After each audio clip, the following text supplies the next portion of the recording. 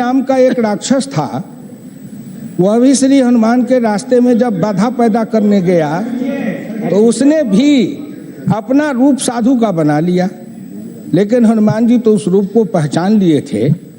फिर आगे की कथा चलती है। उसी तरह मैं ये जानता हूं कि हिंदुस्तान के अंदर भी कुछ लोग आज कालनेमीवाद से ग्रसित हैं। कालनेमी कोई एक व्यक्ति नहीं है, कालनेमी एक विचारधारा है, कालनेमी एक चरित्र है, कालनेमी का एक चिंतन है। और आज भी हिंदुस्तान के राजनीति में ये कालनेमी है, पहले भी थे, आज भी हैं और आगे भी रहेंगे। लेकिन उससे लड़ने वाला भी हनुमान जैसा चाहिए। तो उसके लड़ने के लिए जब प्रश्न आया तो मैं खड़गे जी से निवेदन करूंगा कि भारत के प्रधानमंत्री कई बार सार्वजनिक रूप से कहे कि ये गलत है, ये अपराध है, इसको बर्दाश्त नहीं किया जाएगा, इसके विरुद्ध कार्रवाई होनी चाहिए। और कार्रवाई होनी चाहिए तो भारत का प्रधानमंत्री जब कहते हैं तो उन राज्य सरकारों की जिम्मेदारी बनती है कि प्रधानमंत्री के इस आदेश के अनुसार कार्रवाई करे। क्या कहीं संविधान में लिखा है कि भारत की सरकार पलटन भेज देगी, भारत की सरकार सीआरपी बीएसएफ को अलग से भेज देगी? जहां भेजने की आवश्यकता है, कश्मीर में भेजने की आवश्यकता है या चीन की सीमा पर भेजने की आवश्यकता है, तो हम निर्भयता पूर्वक, निडरता पूर्वक भारत की सरकार अपने हिम्मत से काम कर रही है और आगे भी करेगी। जब प्रधानमंत्री ने बार बार कहा तो किसी के नियत पर शंका पैदा करना उचित नहीं होता है।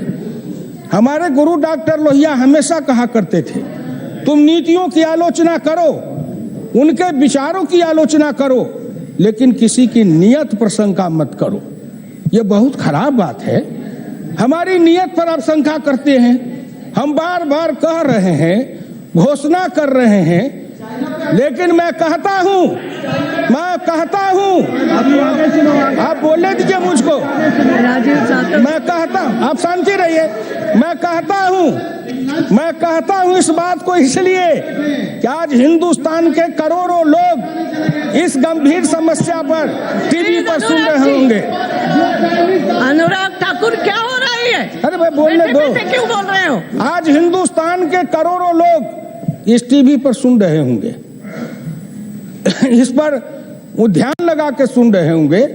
मैं उन श्रोताओं को भी कहना चाहता हूं कि सदन की चर्चा को आप अपने अंदर रखो, उस पर चिंतन करो, मनन करो, निर्णय करो।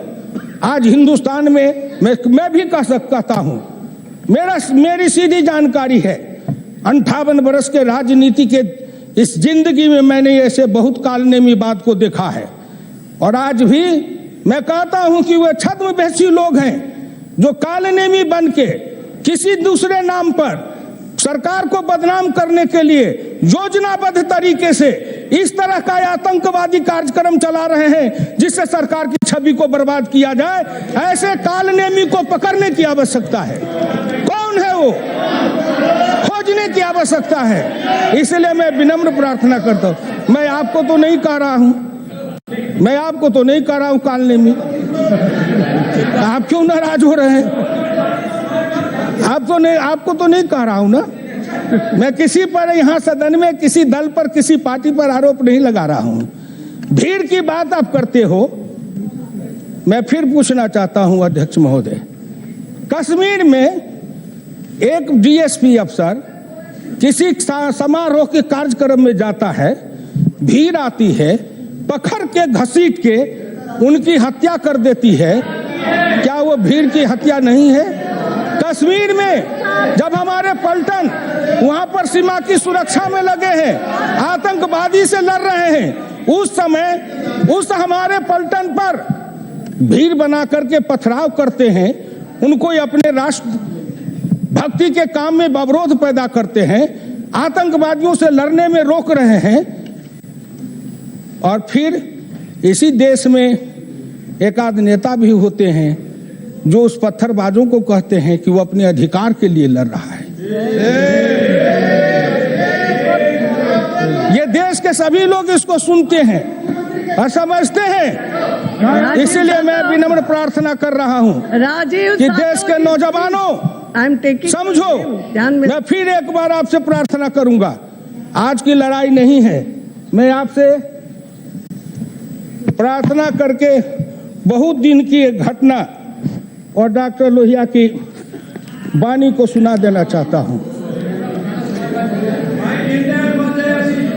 5/11/1965 केरल में राष्ट्रपति शासन की उद्घोषणा संबंधी संकल्प, उस पर बोलते हुए उन्होंने कहा था, सिद्धांत एक बात बतलाना चाहता हूं, वह यह कि कांग्रेसी सरकार को एक बात का घमंड है कि वो हार नहीं सकती, तो वह किसी हद तक सही है। स्वतंत्र पार्टी उसको कभी हरा नहीं सकती, जनसंघ उसको कभी हरा नहीं सकता, कम्युनिस्ट पार्टी उसको हरा नहीं सकती। केवल एक दल उसको हरा सकता है जिसमें आर्थिक क्रांतिकारिता और राष्ट्रीयता दोनों एक साथ समान मात्रा में जुड़ी हुई हो। मैं नहीं कह रहा हूं, उन्होंने कहा आर्थिक क्रांतिकारिता और राष्ट्रीयता दोनों समान रूप से जुड़ी हुई हो। और इसी को समन्वित करने के लिए 1964 में कानपुर में संघ के शिविर में पंडित दीनदयाल उपाध्याय जी ने लोहिया को आमंत्रित किया था, और लोहिया और दीनदयाल उपाध्याय एक साथ जुड़ने की प्रक्रिया में चल रहे थे। उनके जो दुश्मन थे उन्हें यह बर्दाश्त नहीं हुआ, तो 67-68 दोनों में, 67 में लोहिया और 68 में दीनदयाल, दोनों की हत्या कर दी गई कि ये एकत्रीकरण न होने पावे। आर्थिक क्रांतिकारिता, राष्ट्रीयता दोनों एक साथ समान मात्रा में जुड़ी हुई हो। उन्होंने उस समय भविष्यवाणी की थी, वह दल अभी बन पाया है या नहीं नहीं, इस पर मैं कोई राय नहीं देना चाहता, लेकिन इतना जरूर याद रखना कि चाहे वह कृष्ण छोटा ही क्यों न दिखाई पड़ता हो, लेकिन किसी वक्त वह कंस के सिर पर और छाती पर चढ़कर ऐसा मारेगा कि उसको ठीक कर देगा।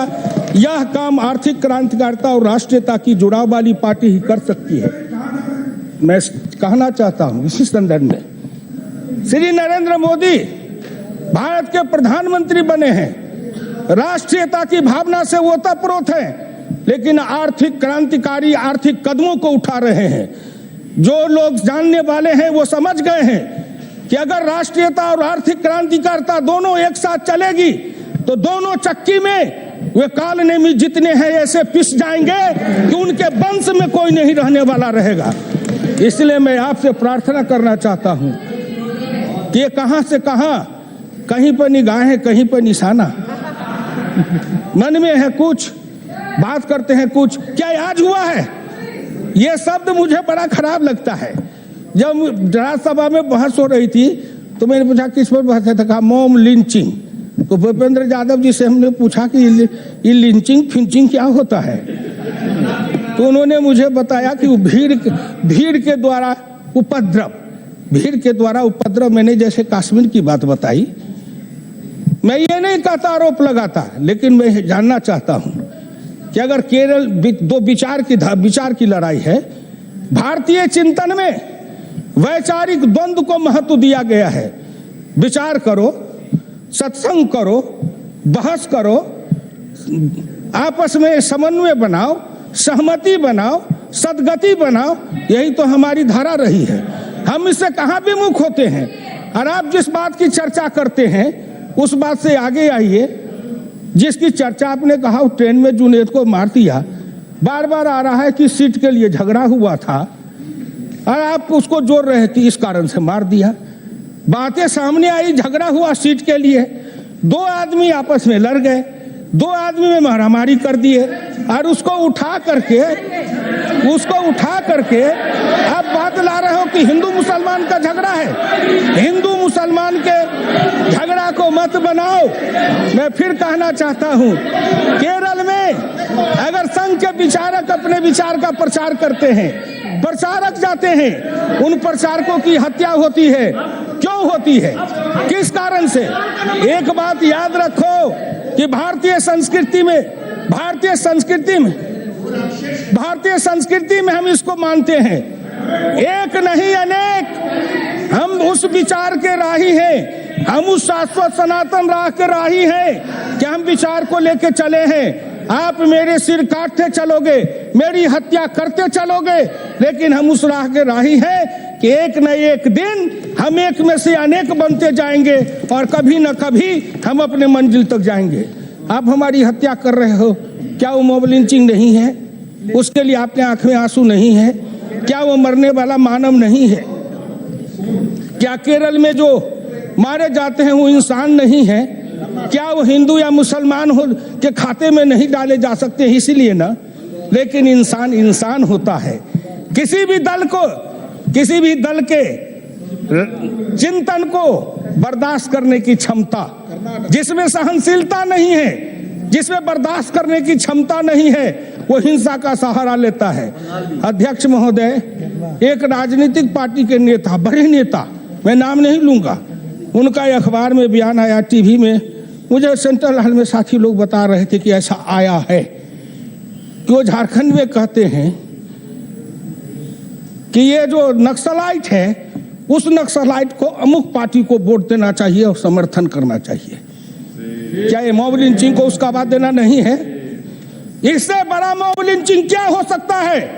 मैं कहूंगा जिस पार्टी के वो नेता हैं, उन्होंने नक्सलाइटों से अपने खुले रूप से समर्थन मांग करके उन्होंने राष्ट्रद्रोह किया है। उन पर राष्ट्रद्रोह का मुकदमा चलना चाहिए, जो कि इससे बड़ा अपराध नहीं है। उग्रवाद, आतंकवाद, उससे अपने हित के लिए समझौता करना। हमने इस देश में देखा है, बटाला कांड हुआ, उस पर विवाद हुआ। एक शहीद, बाटला कांड में एक शहीद को क्या क्या नहीं कहा गया। मुंबई की घटना हुई, एक बड़े अफसर क्या कर करे थे, उनकी हत्या, शहादत हुई, उसके बारे में क्या क्या नहीं कहा गया। हमने क्या क्या नहीं सुना है, क्या क्या न किया मेरे साथ। आप जानता हूं मैं आपकी कहानी को, लेकिन आप ये धीरे से सुनिए।